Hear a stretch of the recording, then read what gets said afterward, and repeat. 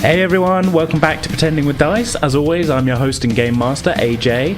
Welcome to episode 50 of the podcast, the last of our full second year of the show.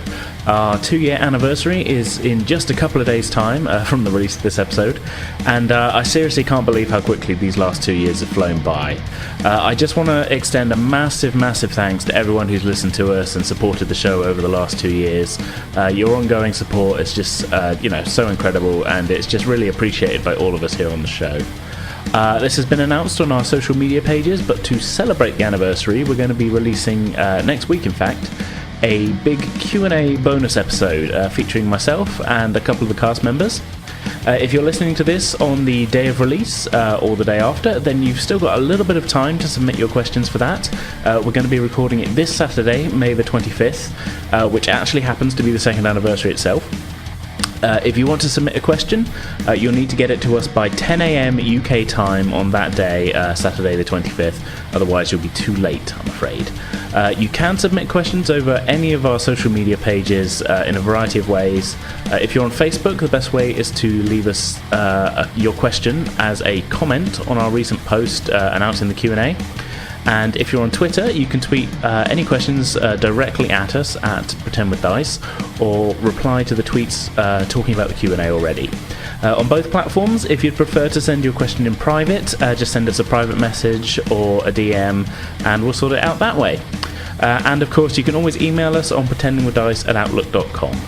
I'm really looking forward to doing this Q&A episode. They're always, a good time, and it'd just be super cool to have a whole bunch of questions from you folks to answer. So send them on in. Once again, 10 a.m. UK time on Saturday the 25th is the cut-off. Alright then, let's just really quickly recap what happened in the last episode. Continuing their investigations at the theatre following the grisly appearance of a dead body on the stage, Madam Sway and Alistair soon realised that one of the cast members of the play, a man named Tim April, who had played Caliban, was missing from the group. Alistair began to ask after the missing man, while Madam Sway joined Barnard in the theatre's foyer where they met the arriving authorities. Finding Tim nowhere in the backstage area, Alistair ventured out of the suspiciously open stage door, heading to the dark fields behind the theatre. There he discovered the actor hunched over, clutching his hands to his abdomen in an attempt to stem the flow of blood from a familiar-looking wound. The actor just managed to say, through gritted teeth, that he'd been attacked by, quote, the thing from the harbour, before Alistair found himself face-to-face with said thing. A tall, emaciated, oddly proportioned creature with long blade-like claws and the face of a teenage boy. Losing his grip on sanity at the sight of this otherworldly beast, Alistair passed out.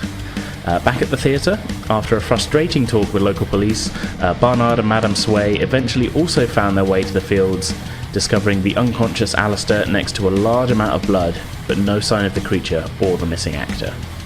That's pretty much where we left off, so without any further ado, let's begin today's episode. Enjoy.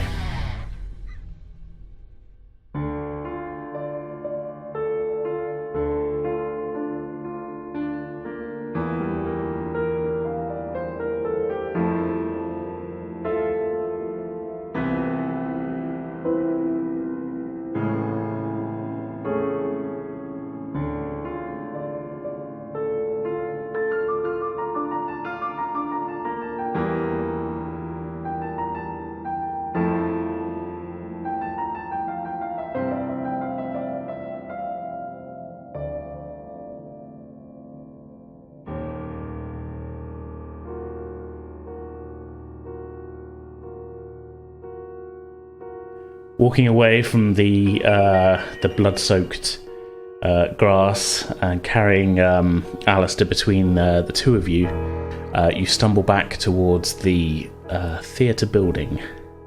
Okay, as we're approaching the building then, is the side door still open? It's pretty much as you left it. I mean, there was not a lot of time really passed in between when you were sort of going looking for Alistair and when you found him.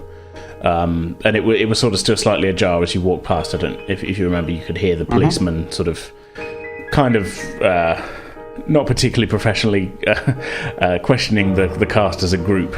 It was a group interview or something. Yeah. Okay then. Well, heading back towards that door then, as we approach, Barnard's going to call out and call for the officers.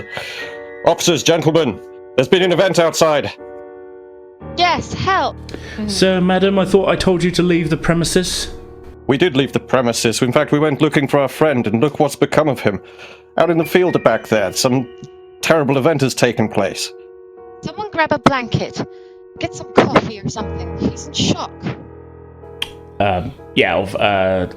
Abraham sees you in a bit of a state, Alistair, and he grabs it. Oh, God, good Lord. I just seen you, boy. Abraham, what? You're very pale and kind of sweaty, and Yeah. Looked like somebody sort of moistened you down with a spray bottle.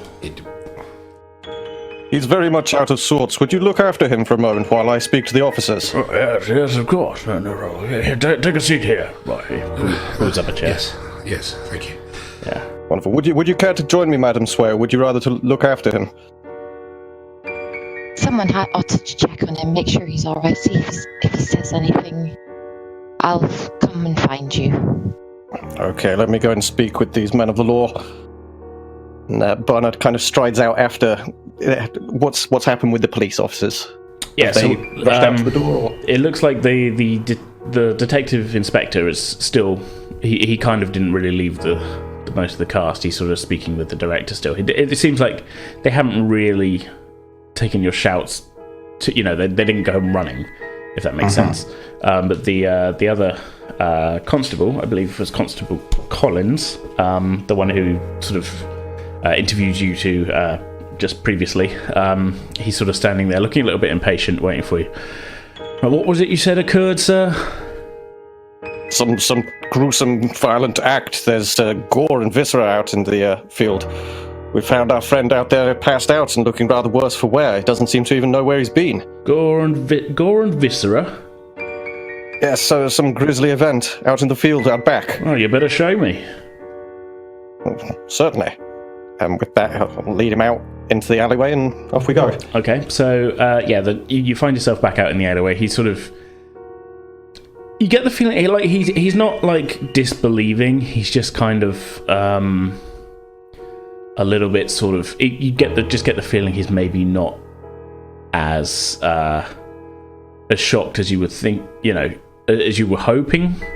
You don't really find this suspicious. It's just almost like almost like he hasn't got a lot of patience, for what you're saying, sort of thing. Especially as it's sort of not a lot of time has passed since he'd seen you at the front, and then he'd gone to the back, and then a couple of minutes later you burst in going, "We found another murder!" It sort of seems, you get the feeling that maybe he's like, "Oh, these two again," sort of that kind of feeling. But he does follow you down the alleyway towards the field. Okay. Choosing to sort of grit teeth rather than acknowledge the fact that this guy's not really giving him the full time of day that he might want.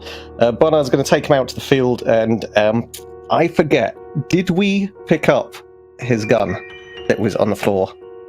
Or is that possibly still laying there? Because if it's there and we didn't pick it up, I want to approach trying to get in the way of it so that this police officer doesn't see it and maybe kick it out of the way or something. I can't remember if you said you did or not. I know I said that it was in Alistair's hand, sort of loosely. It was kind of loosely in his hand when he was passed out on the ground. Okay, on that basis, then I would say that if that was the case, then Barnard would have definitely made sure that was taken with. So we'll not worry about that. Okay, yeah, I was going to say, on that assumption, I would assume you wouldn't just it was kind of it was obviously Alice's gun, if that makes sense.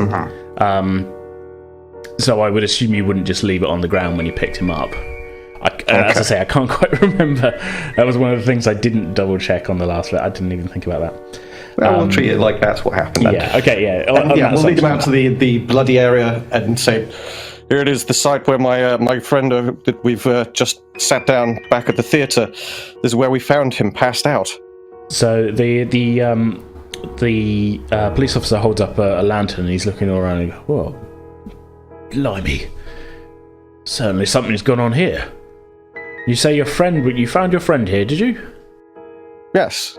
Yes, we'd lost track of him. In fact, I and Madame Sway, the woman I was with back at the theatre there, we were wondering where he was, and took a little look out into the alleyway, saw a light that wasn't there earlier, and thought that perhaps that might be him. And, well, what do you know? Certainly there's a lot of blood here. He didn't seem to be wounded at all. No, it's really quite inexplicable. I was hoping that perhaps we can speak to him later on. He was really very addled, but perhaps in the morning he'll be feeling a little more talkative. But as it is, you need to see this. He's looking around, kind of taking in the blood and the sort of the squashed down sort of long grass and that, and the sort of signs. Kind of like you can see how it would look like there's signs of a struggle here.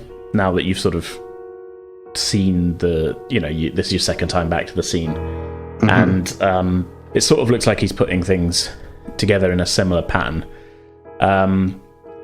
Well, a bit of a word with your friend. One definite murder, two another potential.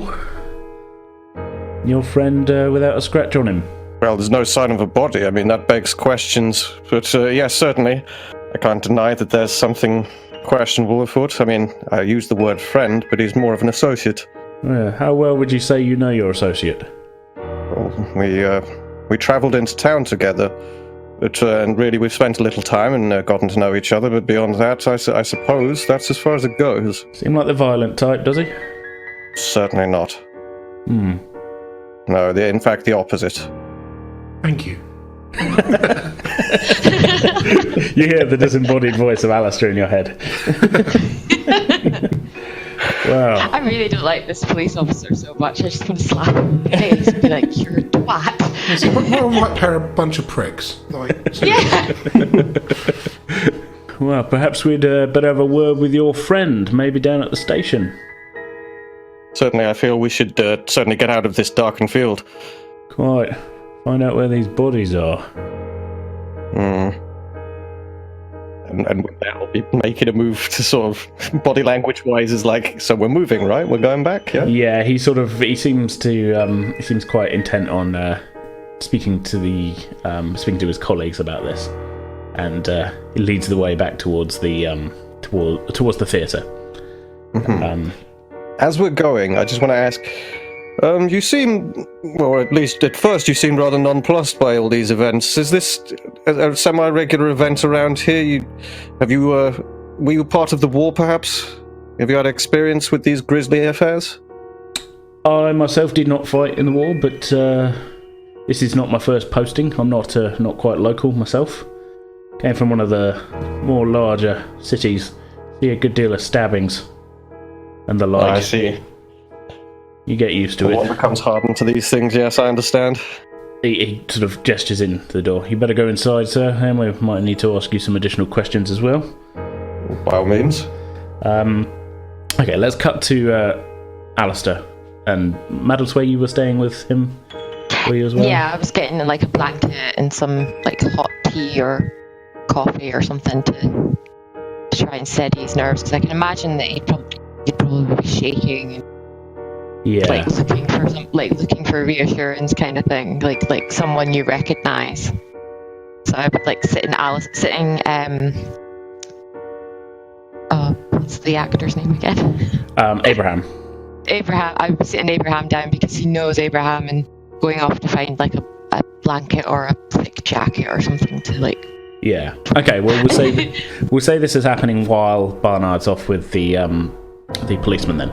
So, Alistair, yeah, you're sort of put into a sort of loose chair on the side of the stage.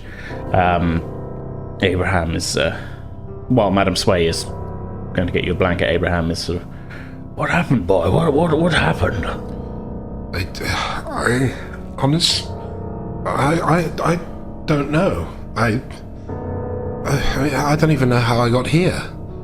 Well, you came to the theatre. You came to the performance, did I? We spoke earlier on. I remember speaking to you. I remember getting ready at the boarding house to leave with my associates to come here. No. Since then, since the incident in the interval, you and your friends were sort of asking, or doing a bit of investigation of the whole thing. He sort of gestures to your left, and you look to the left, and there's a body on the stage. They haven't moved it yet. No. Good grief. Is it a body? Oh, yes. What? Abraham, I'm so sorry. I really don't recall anything since before I left the boarding house. I'll have what you're having. But, I haven't had anything as far as I know. Quite strange, quite strange. It was only 10 minutes ago we were talking. I really don't know what to say. I have no... Oh, God, my head is swimming. Oh, good grief. Yeah. Abraham, what has been happening? Well, the performance was going well, and we got to the interval. All was good, and coming back from the interval, opening the curtains snagged on the body on the stage. James is a stagehand. Fell from the gantry up there to the stage. By the looks of things, he's been dead for some time. He's been missing for a couple of days. You say that. I do remember you saying that someone had gone missing when we spoke before I went back to the boarding house to get ready. Yes. And that's him on the stage, dead. Certainly seems to be. It's a nasty business, but I'm sorry, everything since we spoke is just... I really don't know what's happened. Where I've been, who I've spoken to, I've got nothing. There's just nothing. Did you find Tim? Who's Tim? I'll take that as a no. He was playing Caliban in the play, and you took off looking for him. You thought he might have been the culprit of all this, and last I saw you were heading out the side door. Caliban, you say? Yes. There is something. There is something in my mind about that name, but I can't place it. Oh dear, this is really giving me a headache. Yeah, Madam Sway. I was going to say, Madam Sway. At this point, you return with a blanket. And... Caliban was the one that went missing after the play. You went to go look for him. Did I? Yes. I'm very sorry, my dear. I have no recollection of that at all. Oh, don't stress yourself too much. You've had a shock, obviously. Yes. Hang on. And Alistair checks his coat pocket and... Mm-hmm. My gun. Where's my gun? You had a gun? Well, yes. It was Father's. I had it with me. Where is it? I never go out without it. Especially not recently. He's clearly concerned. Yeah. His weapon's not on him. Mm-hmm. But, he's sort of panicking as to where it is. Sure. He remembers having it when he was getting ready, but that's the one thing he's suddenly noticing, that he's like, whoa, what the hell? Yeah. So he's panicking now because his firearm's not with him. We'd said that Barnard had pocketed it. Was that what would come to him? The conclusion previously? Yeah. Okay. Yes, yeah. Just for my clarity's sake. Yeah. Yeah.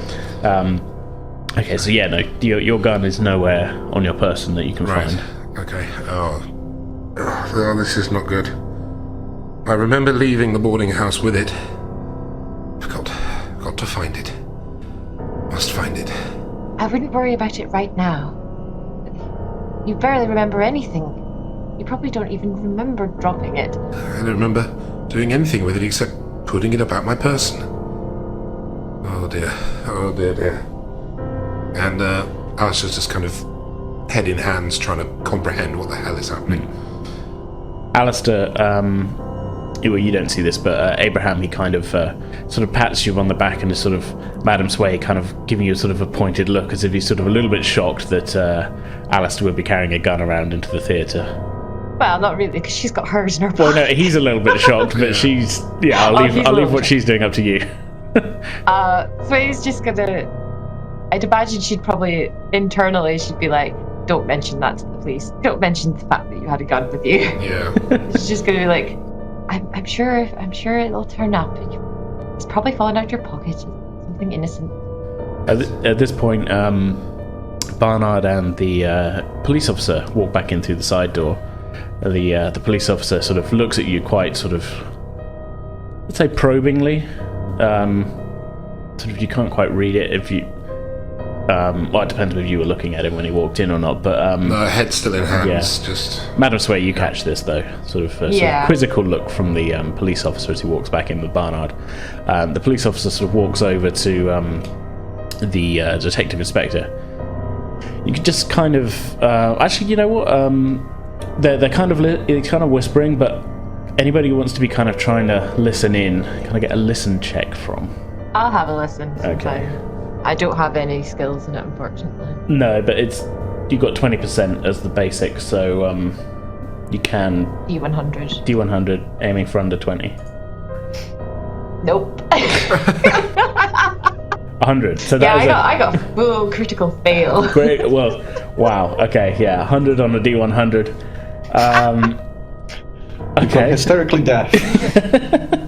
I've tuned everything out. Yeah. That's what I've done. The enormity of the events of the evening is sort of starting to kind of prey on your mind a little bit. And while one part of your brain is going, "Oh, I should probably listen to what they're thinking," you get a sort of slight kind of ringing in your ears as the sort of stress sort of is sort of getting to you a little bit, and another larger part of your brain is going, just have a bit of whiskey, just have a bit of whiskey and everything will be fine. So can I roll to resist? Sure. Yeah. No. It was more that like you're going, I should really listen, and then the thought of like, oh, I could have a drink is overpowering, and you actually don't hear what they're saying. That's what I'm saying. Okay then. I'll leave it up to you whether you give in and actually have a drink or not. I don't need you to. This isn't like a sort of psychological attack or anything. It's just that it's just competing thoughts in your head of like, I should listen and I really want a drink. I think instead of maybe like having a drink, she'll maybe like her leg will maybe start to twitch. Or like that kind of or like a tick or something will start. Maybe she'll like. Yeah, I think like her knee bouncing or starting to twitch like that will be probably fine. It's just like, I want one. But I can't have one right now. Yeah, and in all the stress, you don't hear what the policeman is saying to the detective. Okay, Barnard, are you having a listen in as well, or are you're? No, more focused on walking back over to the rest of the group. Okay. Am I still like walking astride with the police officer? Is he coming with me, or have we separated out now? He sort of separated off to go over to the detective inspector. Right. Okay, so I'm wandering over quickly to the group, or Barnard is, sorry. Yeah. And catching sight of Alistair with head in hands, I kind of turn to Swain and say, is he quite all right? Obviously, everything's a little bit much this evening, but he looks perhaps even worse than before. He had a gun with... I'm going to whisper to Bernard. He had a gun with him. Ah, yes, of course. Well, discretion is the key. And kind of turning towards her and putting his left-hand pocket in that direction, he kind of pulls the handle up so that she can get a little glimpse of it. I'm just going to sigh with relief. Good. Has anybody made mention of this to the officers? No, thankfully. That's quite the relief. We should really be getting rid of this kind of thing. Not legal and all. What do you think he was doing with it? Well, he said he never leaves without it.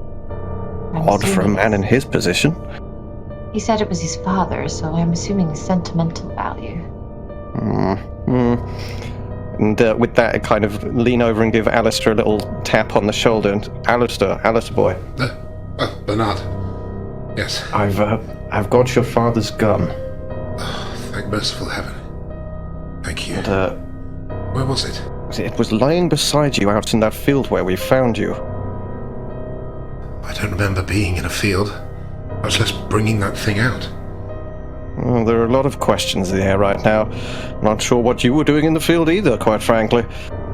You'd just been enjoying the evening at the theatre and witnessed a murder, and you're out gallivanting in a field. It does sound a bit wild. But I'm afraid I can't corroborate anything you're saying. I have absolutely no memory of anything before we left the boarding house. before coming to the theatre. Everything after that is just... Well, there's a void in my memory. Yeah, your last solid memory is sitting down to dinner with Barnard and Madame Sway and sort of discussing what your thoughts on what had been going on so far in the town at that point. Was that dinner at the boarding house? That was just before you came to the theatre. Right. Yeah, we'd spoken about what had gone on. We'd had a meal. Then we set out the door, and the next thing I know, you and Madame Sway are picking me up from the field, or whatever that area is out the back. Everything else, everything in between is just gone.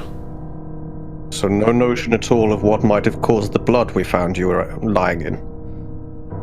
Are you okay? You're not wounded at all, are you? He checks himself. I don't think so. No. No cuts, no bleeding. As he's saying this, Barnard looks over to Madame Sway and kind of raises a quizzical eyebrow, as if to say, like, I don't know what's going on here. And yeah. You? I mean, the pair of you both saw the blood in the area that he was in, so there clearly was... And it was fresh as well. There clearly was something that had gone on there. That's it, but we don't know what it was, if it was him, if it was something else, or what. So yes, a quizzical look. There is one thing that I need checking. Bernard, could you take the gun to one side and check how many bullets are in the chamber? If there are 6, then I haven't fired it. Good thinking. Please check. If there's even 1 or more bullets missing, then I have obviously done something terrible. But if there are 6, then it hasn't gone off. In the circumstances that we're stood in right now, is it possible for Barnard to kind of just sort of turn with the pocket side where the gun is, away from all police officers, so he can quickly kind of look down to his left? I'm assuming it's a revolver type gun. Yes, it's a old-style revolver. Standard military issue from the First World War. Turn, unclip it, and just pop the handle back just to have a quick look in the chamber and see what's in there. That's it, yeah. I think if we were in like an empty room, I would make you make a stealth check, but there's enough kind of like backstage sort of detritus and things here that you can sort of surreptitiously kind of just step to one side and check it. I won't make you roll for that. I can stand in front of him as well. Yeah. Madame Sway could stand in front of him. Like I say, if you were really like, if the guy was looking at you already and kind of trying, you were obviously, I would make your stealth check on that, but I think we can just, I'm being lenient. I'm going to make it. Okay. Yeah. Right, well, I'm going to do that then, have a look, and AJ, how many bullets are in the chamber? There appear to be 6 bullets in the chamber. Breathing a small sigh of relief, Barnard turns to Alistair and says, well, it's quite a relief to see that there are 6 bullets in this chamber, so it would appear that you're innocent of whatever bloodshed was taking place in that field. Thank God for that. Thank you. Yes, Thank you, quite the relief. I just wish I could remember what happened out there. At this point, the detective and the police officer walk up. Right then, am I to believe that you were found out back in the field? Is that right, sir? Yes, I believe so. Yes. Yes. Well, my colleague here has been outside with your companion. But there's quite a large amount of blood out there, and you without a scratch on you. I really don't know what to tell you, Inspector.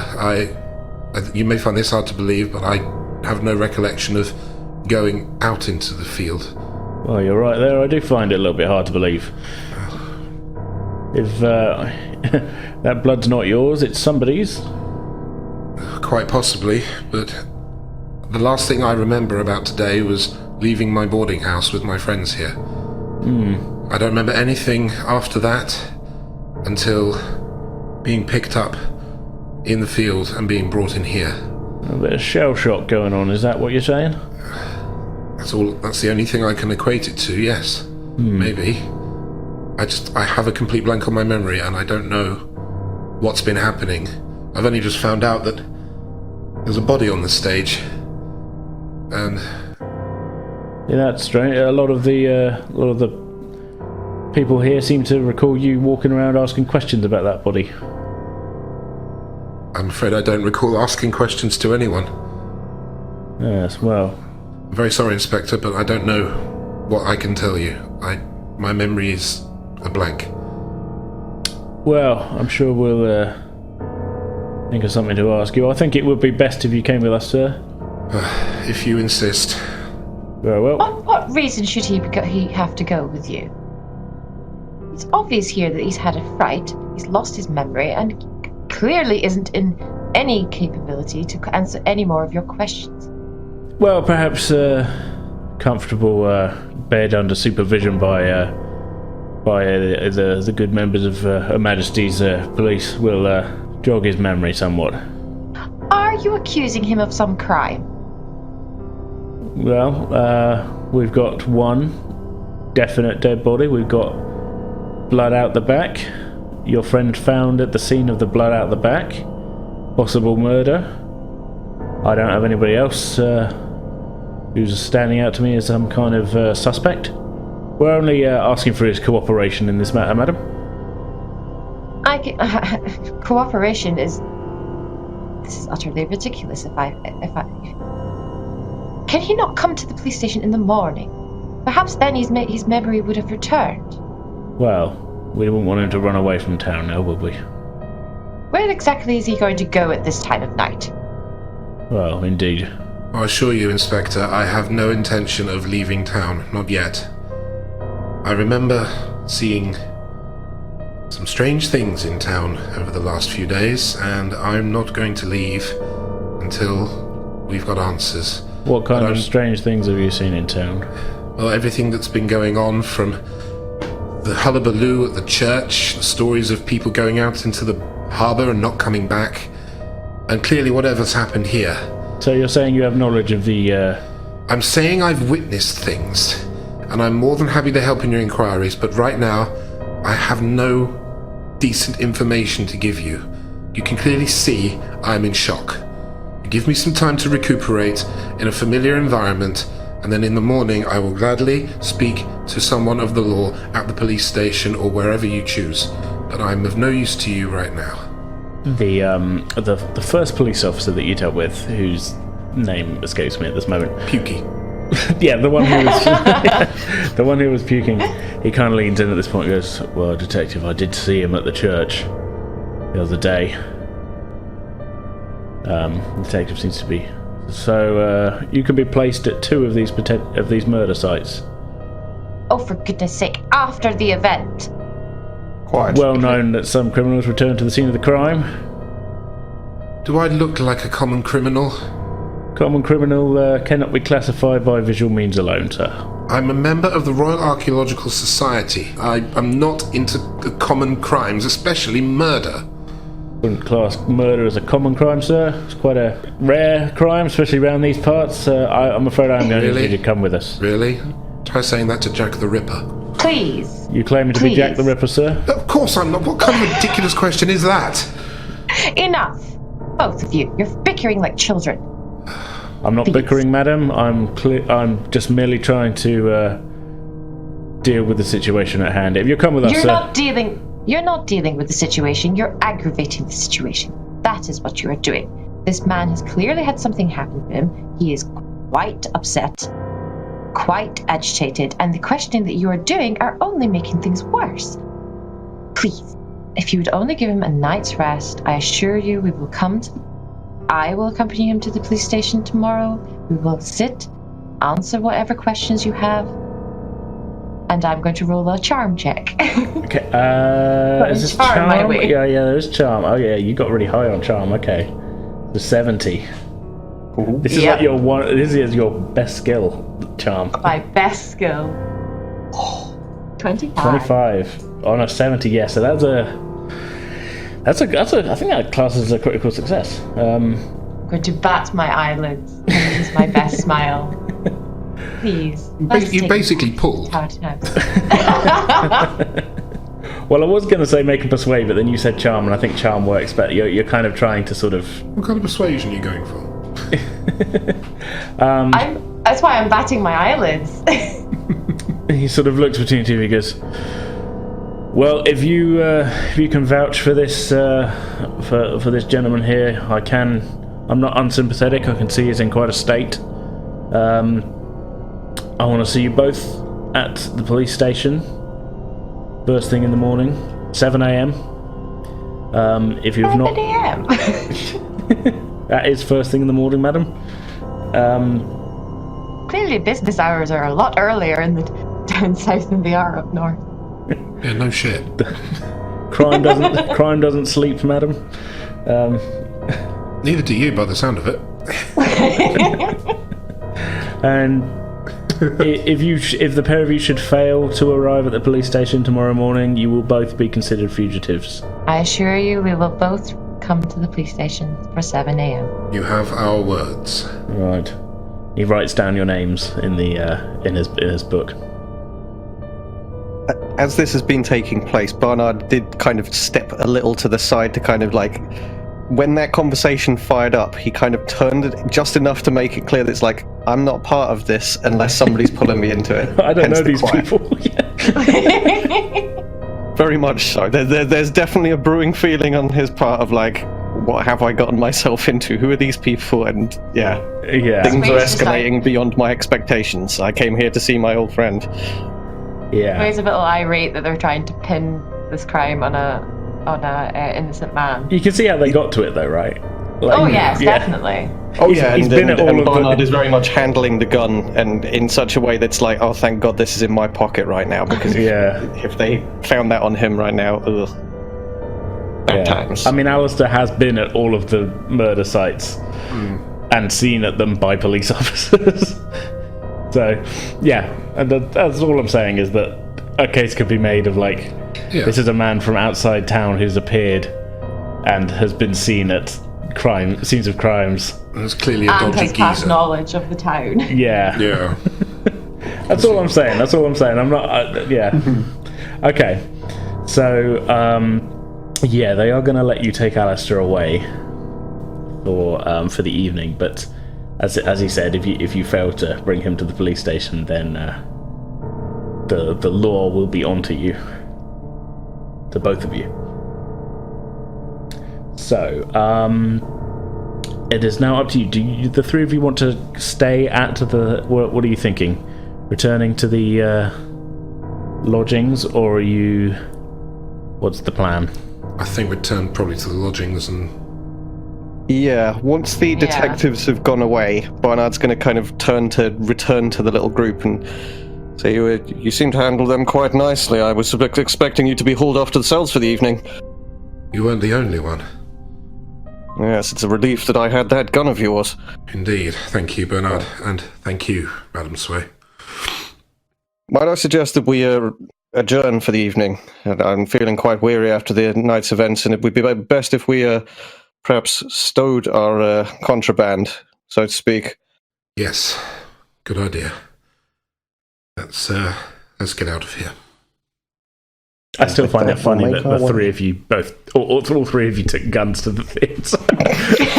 And just the thought of like Alistair's, you found Alice's one, and the two of you were like, I guess still trying to keep it secret that you had guns on you. So you're like, what's he doing with a gun? Who's got the moral high close ground? To our chests here. Who's got the moral high ground in this one? Yeah, I don't know. It just tickles me. Okay, so do you need carrying still? Do you think, or you're a little bit sort of a little bit kind of? I can walk, but I think I need guidance. A little bit shaky. Yeah, probably got a bit of guidance. So the three of you slowly, let's say, then make your way back to the lodgings. Madam Sway and Barnard, you're sort of keeping an eye around. You don't see anything sort of too. There's no real kind of like signs of sort of anybody watching you on the way or anything. Although you do see a few more of the houses, and that do seem to have sort of lights still on. You would guess maybe these were people who had ran away from the theatre, who are sort of returned to their homes and are maybe discussing what they saw. As you open the door of Mrs. Kendall's boarding house, there is the sort of soft bell ringing, and she sort of, her head sort of appears from round the door into the back area, and sort of, oh, the three of you are back. How was the theatre? Eventful. Interesting. Say the least. I'm not really a fan of Shakespeare myself. Theatre, I prefer to read. I think after tonight, so are we. That bad, was it? You'll have an interesting read in the paper tomorrow, I'm assuming. Oh, well, I look forward to it, the review, at least. Have a good evening, everybody. Good night. She closes her door. Actually, after locking the front door, you get the feeling she was sort of waiting up for the last three residents to return. So she locks the front door and then returns to her chambers, leaving the three of you in the foyer. I don't know about any of the rest of you, but I might have a drink in the breakfast area before heading upstairs. Just to calm my nerves. Yeah, so I have some of the gin I procured earlier. I'll certainly join you for a small snifter. I think I'll just go straight to bed. Before you go, Alistair, and Barnard reaches into his pocket and hands the revolver over. Might I suggest you keep this amongst your belongings rather than out with you on these trips? Yes. Alistair reaches and takes the gun. I'll be sure to do that. Thank you, Bernard. Rest assured, I'll provide the protection should something come our way. Not that there's any indication of such things, but rest assured, old boy. And he kind of laughs in a way that's like, well, you know I'm a violent man, so don't worry about things. I'll be violent on your behalf. And gives him a little tap on the shoulder. A little bit too hard. Just a little bit too hard. Quite. Again, thank you both. Good night. Yeah. He puts the gun into the... You got a sort of holster. The holster inside his garments, and then disappears to his room. Yeah. Oh, yeah. You find your way up to the up to your room with no trouble, and I would assume just collapse sort of into sleep. Yeah, it's just sort of face first. Yeah. Let's stick with Barnard and Madame Sway for your drink, I'm assuming then. So yeah, the sort of dining room area where you've eaten before is dark. But you find easily there's a couple of candles you can light in there. And yes, pull up a chair and alcohol. Just a couple of nips before heading up to bed. Yeah, steady the nerves. Steady. Yeah, a little conversation about the fact that neither of us came here quite expecting to deal with murders, and now we are. Yes, it's very strange. He's like, I was supposed to be on holiday. Now I'm having a nervous breakdown.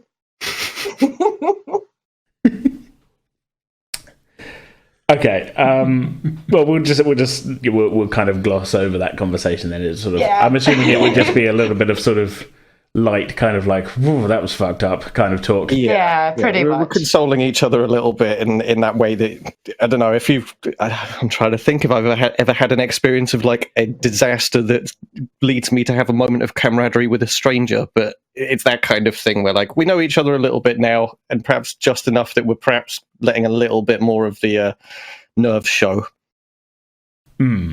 And maybe not for the first. Yeah, maybe not for the first time as well. Yeah. Okay. So we'll say, you have a couple of drinks, steady the nerves, and to bed. As like I say, Madame Sway has got to be taking Alistair to the station in the morning. Yeah, I can't stay up too late. No, got things to do. So, Alistair, you find sleep surprisingly easily as you sort of collapse into bed.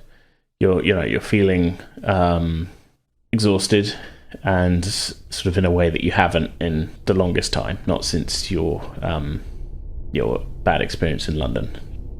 The dreams that come to you are strange. A sort of odd mishmash of dark imagery, sort of things that you definitely recognize as memories from your life, but sort of exaggerated in a way that makes them, I don't know, sort of memories can be scary anyway, but these are sort of you remember the attack by the gang on you and your was it your fiance, or was it just she was just your sort of basically your girlfriend, lady love, first love, Doris. Yeah. But the faces of those attacking you are sort of exaggerated, kind of grinning masks of sort of terror, and there's nothing you can do about it, and you sort of relive that moment again, and you remember the death of your parents and feel the feeling of helplessness. Throughout all of it, you get flashes of an island and a wizard who looks a lot like Abraham, and a strange sort of long-armed creature with sort of claw-like hands, who gives a quite eloquent speech in an odd voice. A falling body and sudden rising of screams and blood from all around you. And again, this long-armed creature, but it doesn't quite look the same. It's giving this speech, but the lips aren't moving, and its face suddenly shifts. You are surrounded. The island drops away around you. You are standing in a darkened black field, moonlight shining behind you. As you turn and look, and the long-armed creature is there, but it's not the same. It's crawling on the ground. It's holding its claws to its stomach and a look of fear in its eyes. As you spin again, and there's another long-armed creature, this time taller than you, taller than 7 feet tall. Sort of slick, kind of jaundiced yellow skin, but a sort of completely untouched, unblemished face of looks like a teenage boy, but with completely pitch black eyes. And then you sit up in bed, awake. Sweat dripping down you. I think I remember. Do I remember? Yeah, you get your memories back. Right. They're trickling in now. Right. Okay. And it's not. Yeah. You can Really now, leaning into this. You're not. It's not like, oh, all of a sudden you've got your memories back, but you're suddenly details coming back to you. You remember going to the theatre. You remember the events start trickling in. Yeah. Right up until the point where you saw the thing, pulled your gun, and collapsed. But pulled out your gun, but just collapsed as it overtook you. Right. Okay. Alistair gets out of bed, gets dressed quite hurriedly, leaves his room, and the clock on the wall says 5 a.m. 5 a.m. Fuck it. Go down. Just saying. Go down. That's fine. That's fine. Go down the next to the next couple of doors, trying to remember where the other two, which rooms they're in. Okay, you don't know what rooms they're in. No. Which is when Alistair stops and thinks, oh shit, I don't know where they are. At that point, Alistair goes back to his room, and things are starting to come back to him. He sits down. There's a chair in the room. Obviously, he sits down at a little desk that he's got by the bed, and he starts scribbling down what he's starting to remember. Okay, just sort of keeping notes of... Yeah. Is it what kind of format are you writing them in? Is it sort of like a journal entry, or is it like a sort of... It's sort of like unhinged cliff notes scribbling well, it's sort of like cliff notes of the order of things as he's remembering them. Right. And trying to piece together exactly what's gone on. Okay. So that'll keep him occupied until the others kind of rise from their slumber type thing. Yeah. I feel like we should do some kind of check here then, to make sort of, because you are still quite distressed by it. Obviously, now that you've got your memories back, it's even more messed up than when you didn't remember them. Makes sense. Actually, let's go weird with it. Let's do a sanity check. I'm not going to have you lose points if you fail it. Right. But if you pass it, then you're able to get stuff down in a way that might be understood by somebody other than you. Right. If you fail it, it's going to look like the scrawlings of a madman. Okay, fair enough. So, I think that's a fun way of doing it. Yeah, that works. Okay, so you've got to get below 64. Scroll. Yeah. 54. 54. Okay, so yeah, they're a little bit manic and a little bit scrabbly, but with a little bit of study, somebody could realise what you're trying to say here. It's not. It's not totally intelligible. Yeah, it's not like a madman's like manifesto screed kind of thing, but no. it does. It's still quite clear that you're in distress when you wrote it. It's not like smooth handwriting or anything. It's like you're. It's not a novel. No, you're frantically trying to get your thoughts down as they come to you and that. But yeah, you've got them down. Fantastic. What would you like to do with this paper? Probably fold it up and put it in my pocket. Okay, so keeping it on you. Yes. Okay. All right. Okay, so that takes you a little bit of time. Comes around to about 6 o'clock. Madam Sway, you're kind of coming to consciousness about this time as well. Looking over, you see the clock says 6 o'clock. I will start getting myself ready, washed and dressed and things like that.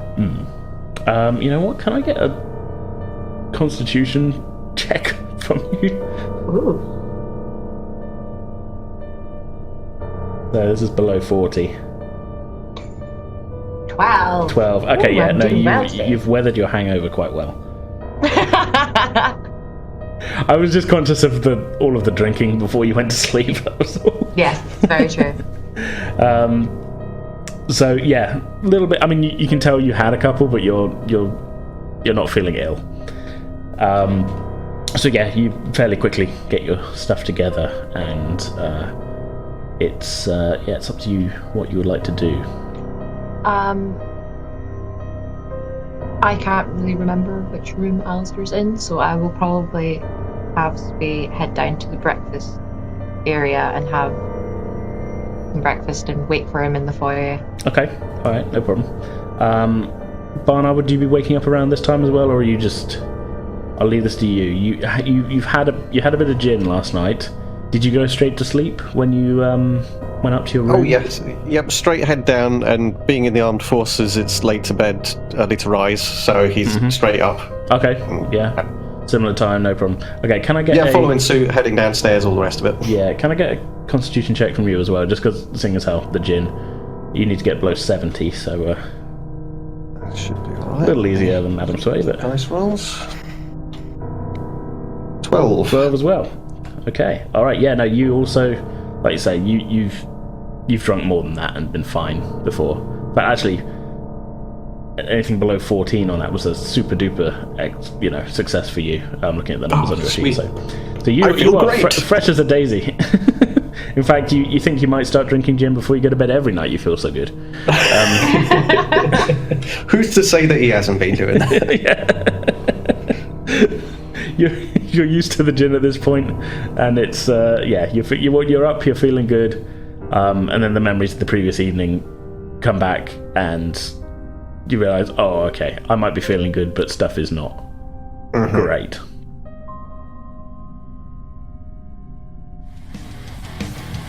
Okay, that's going to do it for this episode. Our next story episode, episode 51, continuing where we left off today, will be available as usual in 2 weeks' time on Thursday the 6th of June, so we hope you'll all tune back in for that.